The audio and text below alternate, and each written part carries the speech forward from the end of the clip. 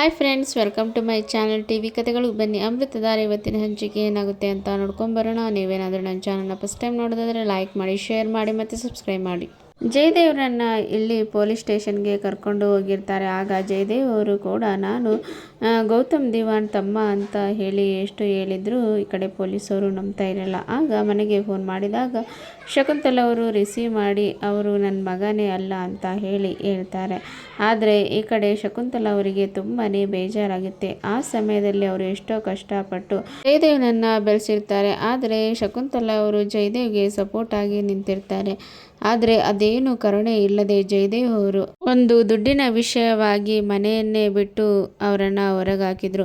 ಇದನ್ನೆಲ್ಲ ಶಕುಂತಲ ಅವರು ನೆನೆಸ್ಕೊಂಡು ಅವನಿಗೆ ಸರಿಯಾಗಿ ಪಾಠ ಆಗಬೇಕು ಮತ್ತು ತಕ್ಕನಾದ ಶಿಕ್ಷೆ ಆಗಬೇಕು ಅಂತ ಹೇಳಿ ಪೊಲೀಸವರಿಗೆ ಅವನು ನನ್ನ ಮಗನೇ ಅಲ್ಲ, ಯಾರು ಅಂತ ನಮಗೆ ಗೊತ್ತಿಲ್ಲ, ಅವನಿಗೆ ಚೆನ್ನಾಗಿ ಹಾಕ್ಕೊಂಡು ಬಾರಿಸ್ರಿ ಅಂತ ಹೇಳಿ ಈ ಕಡೆ ಶಕುಂತಲ ಅವರು ಹೇಳ್ತಾರೆ. ಆಗ ಪೊಲೀಸವರಿಗೂ ಕೂಡ ಇವನು ಸುಮ್ಮನೆ ನಾಟಕ ಮಾಡ್ತಾ ಇದ್ದಾನೆ ಅಂತ ಹೇಳಿ ಅವರಿಗೆ ಚೆನ್ನಾಗಿ ಹೊಡಿತಾರೆ. ಮತ್ತು ಜಯದೇವ್ ಅವರಿಗೆ ಎಷ್ಟು ಹೊಡೆದರೂ ಕೂಡ ಅವರ ಕಣ್ಣಿನಲ್ಲಿ ನೀರೇ ಬರೋದಿಲ್ಲ. ಯಾಕಂದರೆ ಅವರ ಮೈಯ ತುಂಬಾ ಕೋಪನೇ ತುಂಬಿಕೊಂಡಿರುತ್ತೆ. ಆದ್ದರಿಂದ ಹೇಗಾದರೂ ಮಾಡಿ ಅವರ ಮೇಲೆ ನಾನು ಸೇಡನ್ನು ತೀರಿಸ್ಕೋಬೇಕು, ಹೇಗಾದರೂ ಮಾಡಿ ನಾನು ಇಲ್ಲಿಂದ ತಪ್ಪಿಸ್ಕೊಂಡು ಹೋಗಬೇಕು ಅಂತ ಹೇಳಿ ಜಯದೇವ್ ಅವರು ಪ್ಲ್ಯಾನನ್ನು ಮಾಡ್ತಾ ಇರ್ತಾರೆ. ಮತ್ತು ಪೊಲೀಸವರು ಕೂಡ ಜಯದೇವರ ಮೇಲೆ ಒಂದು ಕಣ್ಣನ್ನು ಇಟ್ಟಿರ್ತಾರಂತಾನೆ ಹೇಳ್ಬೋದು. ಮತ್ತು ಈ ಕಡೆ ಅಖಿಲಾಂಡೇಶ್ವರಿ ಅವರು ಕೂಡ ಗೌತಮ್ ಮನೆಗೆ ಅಂತ ಹೇಳಿ ಬಂದಿರ್ತಾರೆ. ಎಲ್ಲ ಪೂಜೆ ಮತ್ತು ಊಟ ಎಲ್ಲ ಮುಗಿದ ಮೇಲೆ ಅಖಿಲಾಂಡೇಶ್ವರಿ ಅವರು ಕೂಡ ತನ್ನ ಮನೆಗೆ ಹೋಗಬೇಕು ಅಂತ ಹೇಳಿ ಸಿದ್ಧವಾಗ್ತಾ ಇರ್ತಾರೆ. ಆಗ ಗೌತಮ್ ಜೊತೆಯಲ್ಲಿ ಅವರು ಮಾತಾಡ್ತಾ ಕುಂತಿರ್ತಾರೆ. ಆಗ ಅಖಿಲಾಂಡೇಶ್ವರಿ ಅವರು ಕೇಳ್ತಾರೆ, ನಾನು ಮಗು ವಿಚಾರದಲ್ಲಿ ಈ ವಿಷಯನ ತಿಳಿದುಪಟ್ಟೆ, ಏನಿದು ಸಮಸ್ಯೆ ಅಂತ ಹೇಳಿ ಇಲ್ಲಿ ಕೇಳ್ತಾ ಇರ್ತಾರೆ. ಆಗ ಭೂಮಿಕಾ ಅವರು ಕೂಡ ನನಗೆ ಅವಳಿ ಜವಳಿ ಮಕ್ಕಳಾಗಿದ್ವಿ, ಅದರಲ್ಲಿ ಒಂದು ಮಗು ಕೂಡ ನಮ್ಮ ಹತ್ರ ಇದೆ, ಆದರೆ ಒಂದು ಮಗು ಎಲ್ಲೋ ಮಿಸ್ ಆಗಿ ಹೋಗಿದೆ. ನಾವು ಆ ಮಗುಗೋಸ್ಕರ ಎಷ್ಟೋ ಹುಡುಕಿದ್ವಿ, ಆದರೆ ಎಲ್ಲೂ ಸಿಗಲಿಲ್ಲ, ಅದು ಹೆಣ್ಣು ಮಗು ಮಿಸ್ ಆಗಿರೋದು ಅಂತ ಹೇಳಿ ಇಲ್ಲಿ ಹೇಳ್ತಾ ಇರ್ತಾರೆ. ಆಗ ಅಖಿಲಾಂಡೇಶ್ವರಿ ಅವರು ಕೂಡ ಹೇಳ್ತಾರೆ, ಮಗು ಮಿಸ್ ಆಗಿ ಎಷ್ಟು ವರ್ಷ ಆಯಿತು ಅಂತ ಇಲ್ಲಿ ಕೇಳ್ತಾ ಇರ್ತಾರೆ. ಆಗ ಗೌತಮ್ ಅವರು 5 ವರ್ಷ ಆಯಿತು, ನಾವು ಎಲ್ಲ ಕಡೆ ಹುಡುಕಿದ್ವಿ, ಎಲ್ಲ ಪ್ರಯತ್ನ ಮಾಡಿದ್ವಿ, ಆದರೆ ಏನೂ ಪ್ರಯೋಜನವಾಗಲಿಲ್ಲ ಅಂತ ಹೇಳಿ ಈ ಕಡೆ ಹೇಳ್ತಾ ಇರ್ತಾರೆ.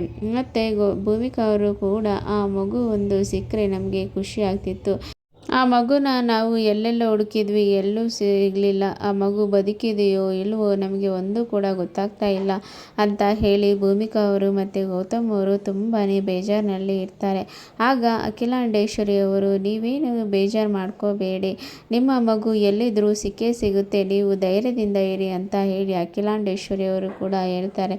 ಆಗ ಅಖಿಲಾಂಡೇಶ್ವರಿ ಕೂಡ, ನನಗೆ ಒಬ್ಬರು ಪರಿಚಯ ಇದ್ದಾರೆ, ಆ ವ್ಯಕ್ತಿ ಕೂಡ ಈ ಥರ ಮಿಸ್ಸಿಂಗ್ ಕೇಸ್ಗಳನ್ನು ಅವರು ಹುಡುಕ್ತಾ ಇರ್ತಾರೆ, ಅವರು ತುಂಬಾ ಇಂಟೆಲಿಜೆಂಟ್ ವ್ಯಕ್ತಿ, ಆ ಮಗು ಎಲ್ಲೇ ಇದ್ದರೂ ಕೂಡ ಮತ್ತು ಈ ಮಿಸ್ಸಿಂಗ್ ಆಗಿರೋ ಎಲ್ಲ ಮಕ್ಕಳನ್ನು ಕೂಡ ಅವರು ಹುಡುಕಿ ತನ್ನ ತಂದೆ ತಾಯಿಗಳಿಗೆ ಒಪ್ಪಿಸಿದ್ದಾರೆ, ಅವರು ತುಂಬಾ ಇಂಟೆಲಿಜೆಂಟ್ ಆಗಿದ್ದಾರೆ, ನೀವು ಕೂಡ ನಿಮ್ಮ ಮಗುನ ಡೀಟೇಲ್ಸ್ ಎಲ್ಲ ಕೊಟ್ಟರೆ ನಾನು ಅವರ ಕೈಗೆ ಕೊಡ್ತೇನೆ, ಆದಷ್ಟು ಬೇಗ ಅವರು ನಿಮ್ಮ ಮಗುವನ್ನು ಹುಡುಕಿ ಕೊಡುತ್ತಾರೆ, ನಿಮಗೆ ನಿಮ್ಮ ಮಗು ಎಲ್ಲೇ ಇದ್ದರೂ ಕೂಡ ಅದು ಸಿಕ್ಕೇ ಸಿಗುತ್ತೆ. ಯಾಕಂದರೆ ಎಷ್ಟೋ ಮಿಸ್ಸಿಂಗ್ ಕೇಸ್ನ ಅವರು ಒಂದು ಕ್ಷಣಾರ್ಧದಲ್ಲಿ ಅವರು ಹುಡುಕಿ ಎಲ್ಲರನ್ನು ಒಪ್ಪಿಸಿದ್ದಾರೆ.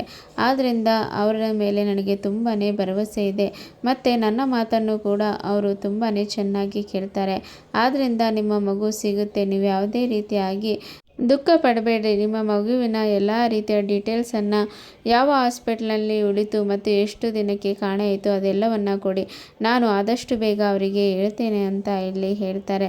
ಆಗ ಗೌತಮ್ ಮತ್ತು ಭೂಮಿಕಾ ಅವರು ಕೂಡ, ನಿಮ್ಮಿಂದ ನಮಗೆ ತುಂಬಾ ಸಹಾಯ ಆಗ್ತಿದೆ, ನೀವು ಮಾಡಿದ ಈ ಉಪಕಾರವನ್ನು ನಾವೆಂದಿಗೂ ಮರೆಯೋದಿಲ್ಲ ಅಂತ ಇಲ್ಲಿ ಹೇಳ್ತಾರೆ.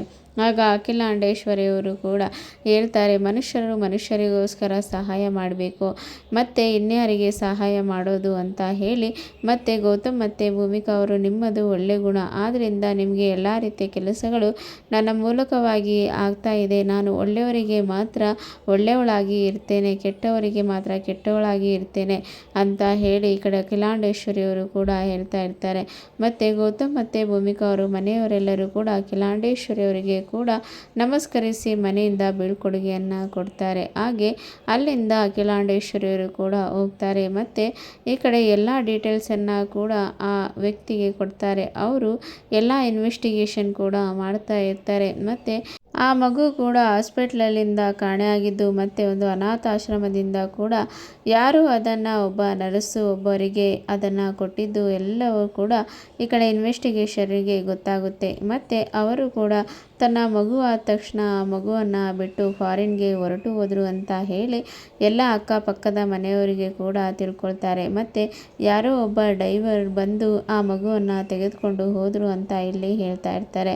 ಮತ್ತು ಈ ಎಲ್ಲ ಡೀಟೇಲ್ಸನ್ನು ಕೂಡ ಅಖಿಲಾಂಡೇಶ್ವರಿ ಅವರಿಗೆ ಕೂಡ ಕೊಡ್ತಾರೆ. ಆಗ ಅಖಿಲಾಂಡೇಶ್ವರಿಯವರು ಕೂಡ ಗೌತಮ್ ಅವರಿಗೆ ಹೇಳ್ತಾ ಇರುವಾಗ ಈ ಕಡೆ ಮಗುವಿನ ಕೈಯಲ್ಲಿ ಈ ಕಡೆ ಮಚ್ಚೆ ಇದೆ ಅಂತ ಎಲ್ಲ ಹೇಳ್ತಾರೆ. ಮತ್ತು ಈ ಕಡೆ ಆ ಎಲ್ಲ ರೀತಿಯ ಕಥೆಯನ್ನು ಕೇಳ್ತಾ ಇರುವಾಗ ಗೌತಮ್ ಅವರೇ ಆ ಮಗುವನ್ನು ಕರೆದುಕೊಂಡು ಬಂದಿರ್ತಾರೆ. ಮತ್ತು ಆ ಮಗು ಯಾರು ಅಂತ ಹೇಳಿ ಈ ಕಡೆ ಗೌತಮ್ ಅವರಿಗೆ ಗೊತ್ತಾಗುತ್ತೆ. ಮಿಂಚುನೇ ತನ್ನ ಮಗಳು ಅಂತ ಹೇಳಿ ಆ ಮಗಳ ಕೈಯಲ್ಲಿರುವ ಮಚ್ಚೆಯನ್ನು ನೋಡಿ ಗೌತಮ್ ಅವರಿಗೆ ಕನ್ಫರ್ಮ್ ಆಗುತ್ತೆ. ಆಗ ಗೌತಮ್ ಅವರು ಕೂಡ ಮಿಂಚುವನ್ನು ಅಪ್ಕೊಂಡು ಮಗು ಅಂತ ಹೇಳಿ ನಮ್ಮ ದೇವರು ನಮಗೆ ಕೈ ಬಿಡೋದಿಲ್ಲ, ನಮ್ಮ ಮಧ್ಯದಲ್ಲೇ ನೀನು ಬಂದಾಗಿಂದ ಇಷ್ಟೆಲ್ಲ ಮಹತ್ ಕಾರ್ಯ ನಡೆದಿದೆ, ನೀನೇ ನನ್ನ ಮಗಳು ಅಂತ ಹೇಳಿ ತುಂಬಾ ಮುದ್ದಾಡ್ತಾ ಇರ್ತಾರೆ. ಆಗ ಭೂಮಿಕಾ ಅವರು ಕೂಡ ಹೇಳ್ತಾರೆ, ಮಿಂಚು ನಮ್ಮ ಮಗಳ, ಹೌದು ಇವಳೇ ನಮ್ಮ ಮಗಳು ಅಂತ ಹೇಳಿ ಹೇಳ್ತಾ ಇರ್ತಾರೆ. ಆಗ ಮಿಂಚುಗೂ ಕೂಡ ಇವರೇ ನನ್ನ ನಿಜವಾದ ಅಪ್ಪ ಅಮ್ಮ ಅಂತ ಹೇಳಿ ಮಿಂಚುಗೆ ತುಂಬಾ ಖುಷಿಯಾಗುತ್ತೆ. ಹಾಗೆ ಎಲ್ಲರೂ ಕೂಡ ನೋಡು ಗುಂಡು, ನಿನ್ನ ಮಗಳು ನಿನ್ನನ್ನು ಕೈ ಬಿಟ್ಟು ಹೋಗಿಲ್ಲ, ದೇವರು ನಿನ್ನ ಹತ್ರನೇ ಸೇರಿಸಿದ್ದಾರೆ ಅಂತ ಹೇಳಿ ಅಜ್ಜಿನೂ ಹೇಳ್ತಾ ಇರ್ತಾರೆ. ಹಾಗೆ ಮನೆಯವರೆಲ್ಲರೂ ಕೂಡ ತುಂಬಾ ಖುಷಿಯಿಂದ ನಿಮ್ಮನ್ನು ಕೂಡ ಯಾರೂ ಕೂಡ ಏನು ಮಾಡೋಕ್ಕಾಗೋದಿಲ್ಲ, ದೇವರು ನಿಮಗೆ ಎಷ್ಟು ಕಷ್ಟ ಕೊಟ್ಟನೋ ಅದೇ ರೀತಿಯಾಗಿ ಸುಖವನ್ನು ಈಗ ಕೊಡ್ತಾ ಇದ್ದೇನೆ, ನೀವು ಇನ್ನು ಮೇಲೆ ಸುಖವಾಗಿರ್ಬೋದು ಅಂತ ಹೇಳಿ ಎಲ್ಲರೂ ಹೇಳ್ತಾ ಇರ್ತಾರೆ. ಮತ್ತು ಗೌತಮ್ ಕೂಡ ಅಖಿಲಾಂಡೇಶ್ವರಿಗೆ ಫೋನ್ ಮಾಡಿ ನನ್ನ ಮಗಳು ನನ್ನ ಮನೆಯಲ್ಲೇ ಇದ್ದಾಳೆ, ನಮ್ಮ ಮಿಂಚುನೆ ಅಂತ ಹೇಳಿ ಹೇಳ್ತಾರೆ. ಆಗ ಅವರಿಗೂ ಕೂಡ ಖುಷಿ ಆಗುತ್ತೆ. ಇಲ್ಲಿನವರೆಗೆ ಇವತ್ತಿನ ಸಂಚಿಕೆ. Thank you for watching.